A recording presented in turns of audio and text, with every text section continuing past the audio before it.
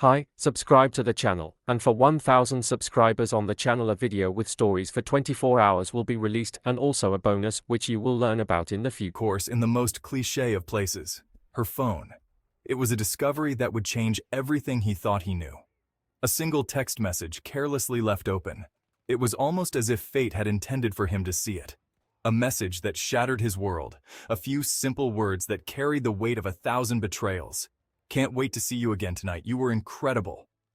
The words echoed in his mind, each syllable a dagger to his heart. The words were innocuous enough, but the name above them sent a chill down his spine. Mark, his best friend. The betrayal was twofold. John felt a surge of nausea. His stomach churned as if he had been physically struck. He reread the message, each time praying it was a figment of his imagination. It wasn't. The reality was undeniable. The evidence was right there, glowing accusingly from the screen. It was a beacon of his shattered trust. His wife, his Sarah, was having an affair. The realization hit him like a tidal wave, overwhelming and relentless. And not just with any man, but with the one person he trusted most in the world. The betrayal was a knife twisted by the hands of those he loved. His mind raced, trying to reconcile the Sarah he knew with the woman capable of such betrayal. The dissonance was maddening. He thought back to their life together, their laughter, their shared dreams. Every memory now tainted by this revelation. Had it all been a lie? The question gnawed at him, a relentless torment. The thought was unbearable, a physical pain that ripped through him. It was as if his heart was being torn apart. He wanted to confront her, to scream and rage until his voice was hoarse. The anger bubbled within him, demanding release. But a strange calmness washed over him. It was a calm born of clarity, a moment of cold realization. This wasn't a time for anger, not yet. Anger would come later, but now was the time for something else. This was a time for cold, calculated planning. He needed to think, to strategize his next move carefully. He would have his revenge. It would be precise, it would be thorough, and it would be inevitable. The betrayal was a festering wound, a constant throbbing in his chest. He couldn't eat, couldn't sleep. All he could think about was them, together, laughing at him behind his back. The rage consumed him, fueling a burning desire for revenge. He wouldn't simply divorce her, walk away and let them be happy. They needed to hurt like he was hurting. They needed to feel the same crushing despair, the same utter devastation. But how? An idea began to form in his mind, dark and twisted. He wouldn't stoop to their level, wouldn't resort to violence or petty acts. No, his revenge would be far more insidious, far more devastating. He would destroy them from the inside out, turn their betrayal against them. Mark. The thought of his name brought a bitter taste to John's mouth. They had been friends since childhood, inseparable. He had been John's best man at his wedding, the godfather to his children, the ultimate betrayal. John remembered the countless hours they had spent together, sharing secrets, offering support. He had confided in Mark about everything, his fears, his insecurities, his love for Sarah, and Mark had listened, offered advice, and sworn his unwavering loyalty. What a fool he had been. The thought of their shared history, their bond, made the betrayal sting even more. It was a violation of something sacred, a perversion of trust, and for that, Mark would pay. John knew he had to tread carefully. Every move he made had to be calculated, every word spoken with precision. His plan hinged on subtlety, on planting seeds of doubt that would grow into a poisonous vine, choking their deceitful love. He envisioned each step meticulously, knowing that one misstep could unravel everything. He started by subtly changing his behavior towards Mark, becoming distant, withdrawn. It was a gradual shift, almost imperceptible, but enough to make Mark question what was wrong.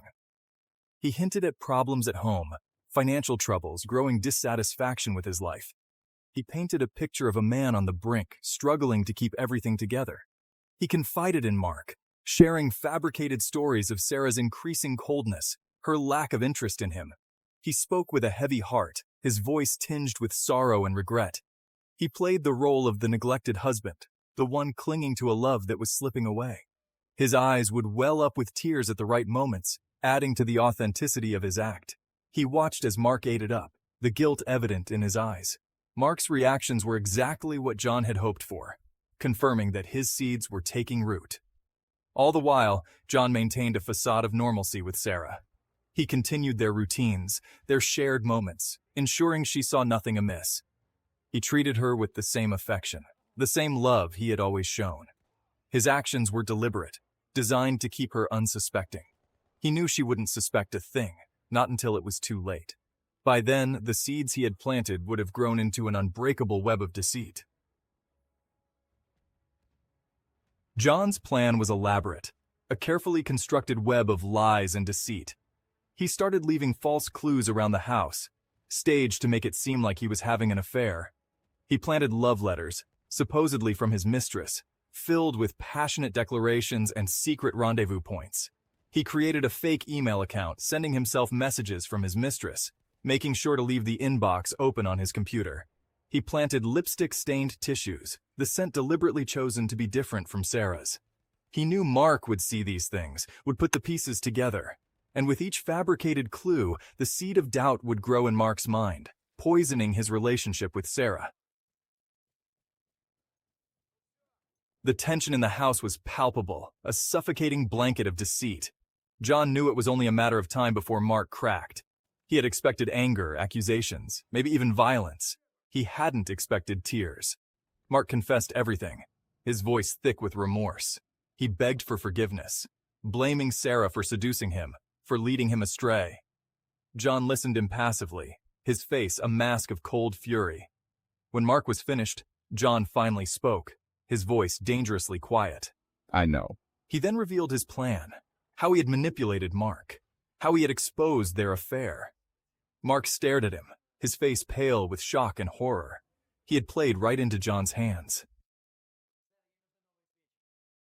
John watched as the realization of his scheme dawned on Mark's face. The color drained from his cheeks, his eyes widening in terror. The weight of his betrayal, the understanding that he had fallen into a carefully orchestrated trap, was more than he could bear. You see, Mark, John said, his voice devoid of emotion, I wanted you to experience the same pain, the same betrayal that you inflicted upon me.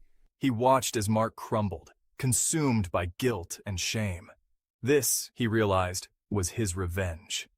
John left Mark there, broken and defeated, a shell of the man he once called friend. He had tasted his own medicine, felt the bitter sting of betrayal, and it was a taste he would never forget. John hadn't expected to feel this empty. He had orchestrated the perfect revenge, exposed their affair, and shattered their lives.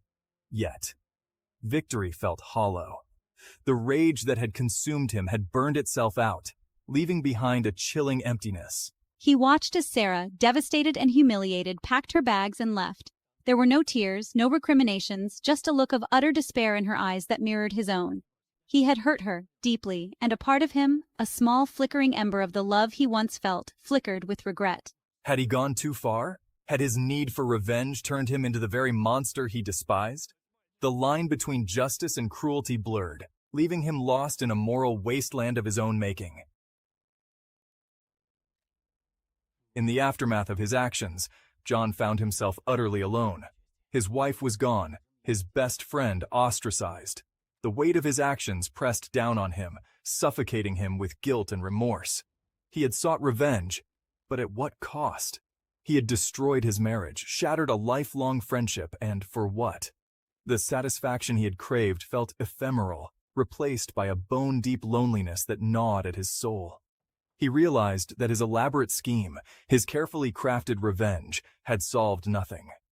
It had only brought him pain, isolation, and the bitter realization that some wounds, once inflicted, could never truly heal. Months turned into years, and the passage of time brought with it a slow, almost imperceptible change. The sharp edges of John's pain dulled, replaced by a weary acceptance.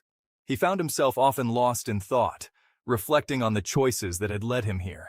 He had made mistakes, terrible, life-altering mistakes that haunted him. The weight of regret was a constant companion, a shadow that followed him everywhere. He couldn't change the past, but he could learn from it. John immersed himself in self-help books and began journaling his thoughts and feelings, seeking clarity and understanding. He started seeing a therapist, slowly unpacking the emotional baggage that had driven him to such extremes. Each session was a step towards healing, a small victory in his journey. He began to understand that forgiveness, both for himself and for those who had wronged him, was the only path to peace. Meditation and moments of quiet reflection became his sanctuary. He reached out to Sarah, not expecting forgiveness, but simply to offer a sincere apology for the pain he had caused. It was a difficult step, but one he knew he had to take. To his surprise, she responded, not with anger, but with a quiet sadness that mirrored his own. Her message was filled with a sense of shared sorrow and unspoken understanding.